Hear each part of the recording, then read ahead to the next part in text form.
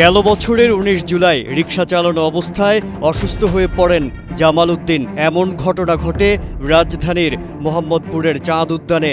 পরে সেই রিকশা চালক জামালকে হাসপাতালে নেওয়া হলে সেদিনই তার মৃত্যু হয়। ছাত্র জনতার আন্দোলনে গিয়ে আহত বা আক্রান্ত হয়ে মৃত্যু হয়নি বলে দাবি তার স্বজনদের।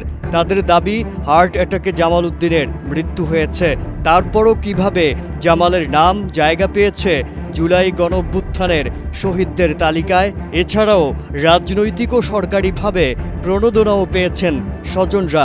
এমন দৃশ্যপট সিনেমার গল্পেও দেখা মেলা ভার। চাঞ্চল্যকর এই ঘটনায় অনুসন্ধানে গেলে নিহতর স্বজন ও স্থানীয়রা জানান, জুলাই গণঅভ্যুত্থানে আন্দোলনে অংশ নিয়ে শহীদ হননি ভোলার বোরহানউদ্দিন উপজেলার দেউলিয়া ইউনিয়ন ৮ নং ওয়ার্ডের মৃত আবু ইমাদ্দির ছেলে জামাল উদ্দিন। জুলাইয়ের গণঅভ্যুত্থানে অংশ না নিয়েও শহীদদের তালিকায় কিভাবে নাম উঠেছে তা জানে না সংশ্লিষ্ট থানা পুলিশ ও স্বজনদের কেউই। তেহারা বলছে যে আমার ছেলে গোলাগুলিয়ে মারা যায় না, আমি টাকা খাব না। আল্লাহ ভয়তে কইছে না কিতে কইছে সেটা আমরা জানি না। এমন যে তুমি বারবার হুজুররা বিভিন্ন অফিসার হ্যাঁ নাম দেওয়ার জন্য, তারপরে আমরা রিকোয়েস্ট করছি ফোন দিয়া যে দেখেন আপনি আহেন, সরকারি টাকা ছাড়া দিতে বাধ্য, আমার অসুবিধা কি? আমার আন্দোলনের ভিতরে মরে নাই, তবে মেডিকেল মরছে, আগেরই অসুস্থ ছিল। চলতি বছরের ১৫ জানুয়ারি মুক্তিযুদ্ধ বিষয়ক মন্ত্রণালয়ের এক প্রজ্ঞাপনে ৬১৫ নম্বর তালিকায় দেখা যায় জামাল উদ্দিনের নাম। এছাড়াও বৈষম্য বিরোধী ছাত্র জনতার গণঅভ্যুত্থানের শহীদদের তালিকায় তার নাম আছে। জুলাই শহীদদের তালিকায় জালিয়াতি এবং ভুয়া কাগজপত্র ব্যবহারের মাধ্যমে এ নাম ঢোকানো হয়েছে কিনা তাও জানে না স্থানীয় প্রশাসন। মোনালিসা হেভি ফ্লো ১৫ পিস প্যাকেটের সাথে ৮ পিসের একটি প্যাকেট একদম ফ্রি। আমরা দেশে আসছিলাম, আমার নাতিও দেশে আসছিল। আমরা জানি না কিভাবে মারা গেছে, তবে এটুকুই শুনছি যে সে রিক্সা চালাইতে গাড়ি চালাইতে যাইয়া টাউন হল বাজারে গন্ডগোল দেখে স্টক করে মারা গেছে। আমরা এটাই জানছি। আমরা মৃত্যুর ৩ দিন পরে খবর হয়েছি যে ও মারা গেছে। মেয়েও খবর হয়েছে, ওর লাশও কিন্তু মেয়ে দেখতে পায়নি। মৃত জামাল উদ্দিনের মেয়ে লামিয়া জানান, বাবা মিছিলে গিয়ে শহীদ হয়েছে কিনা জানি না, শুনেছি গাড়ি চালানোর সময় স্ট্রোক করেছে। লামিয়া আরও বলেন, মিছিলে গেছে কিনা ওটা আমি বলতে পারি না। আমি শুনছি যে ঢাকা গাড়ি চালানোর সময় স্ট্রোক করছে। আমি জামাত ইসলাম থেকে ২০,০০০ টাকা দিছে আমাকে, আর ভোলা থেকে দিছে ১.৫ লক্ষ টাকা, আর টিউন অফিস থেকে পাইছি ৫,০০০ টাকা। খরচ করছি জামাত ইসলাম থেকে টাকা দিছে ২০,০০০, ওইটা আর কোনো টাকা খরচ হয় নাই, সব টাকা ব্যাংকে আছে।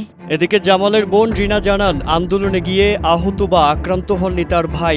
কিভাবে শহীদদের তালিকায় নাম উঠেছে তা তিনি জানেন না। একবার পাইছে আমার আম্মু ২ লাখ টাকা, আর একবার পাইছে ৫০,০০০ টাকা। আমার ভাইজি পাইছে ১.৫ লাখ টাকা। আমার ভাইজি একবার ২০,০০০ টাকা পাইছে, আরও পাইছে ৫,০০০ টাকা। আর ১০ লক্ষ টাকা আসছে, সেটা ব্যাংকেই পড়ে আসছে, সেটা লাভ এবং কিছু আনা হয় না, ওটা ওখানেই পড়ে রয়েছে। এখন তারা ধরছে শহীদ এই বিষয়ে, আর না সেটা তো আমরা বলতে পারি না, তারাই ধরছে এটা। ছেলে জুলাই আন্দোলনে গিয়ে গুলি খেয়ে শহীদ হয়নি, সে স্ট্রোক করে মারা গেছে, এইটাই সত্য, এমনটাই জানান জামালের মা শাহিদা বেগম। আমার ভূতে স্ট্রোক করছে, আমি যেটা সত্যকারী হেডি কই, আমি মিশা কথা কই না। আমার ভূতে গুলি খেয়ে মরে নেই, আমার ভূতে স্ট্রোক করছে। পরে আমরা বাড়ি টানতে চাইছি, আমরা বাড়ি টানতারি নেই, দেশে ফোন করিয়া কইছি কবর করতে, হেরা কবর টবর বাস কিলা সব করছে, আমরা আনতারি নেই। বাবা আপনি দেশের মানুষের তো ওই শহীদার আছে, সবারতে জানিয়া দেখেন। আমি মিশা কথা কই না, আমি সত্য কথাই কই। মিশা কথা কই আমি আমি কি আর বাবা, আমার দরকার আছে। এ বিষয়ে জানতে রাজধানীর মোহাম্মদপুর থানা পুলিশের সাথে যোগাযোগ করা হলে ওসি কাজী রফিক আহমেদ জানান, এই বিষয়ে তোমার জানা নাই, এটা কোথায় আসলো, কোন তদন্ত আসলো, এটা আমি বলতে পারবো না। আমি তো আসছি কয়দিন হয়, ২৫ তারিখে। না, নতুন যোগদানের বিষয় তো এই বিষয়ে আমার জানা নাই। এটা আপনি বলছেন, আপনার থেকে শুনলাম, আমি এটা দেখি, তদন্ত করে দেখি। এদিকে ভোলার বোরহানউদ্দিন উপজেলা নির্বাহী কর্মকর্তা রায়হানুজ্জামান জানান, বিষয়টি আপনার মাধ্যমে অবগত হলাম। আমি বিষয়টি নিয়ে আমি ঊর্ধ্বতন কর্তৃপক্ষের সাথে কথা বলবো।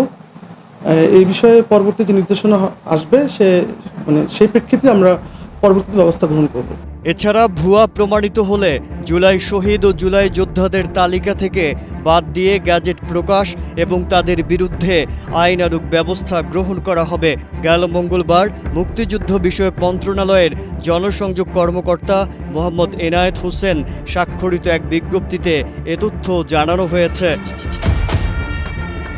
ভোলা থেকে পরান হাসানের পাঠানো তথ্যচিত্রে ডেস্ক রিপোর্ট কালের কণ্ঠ।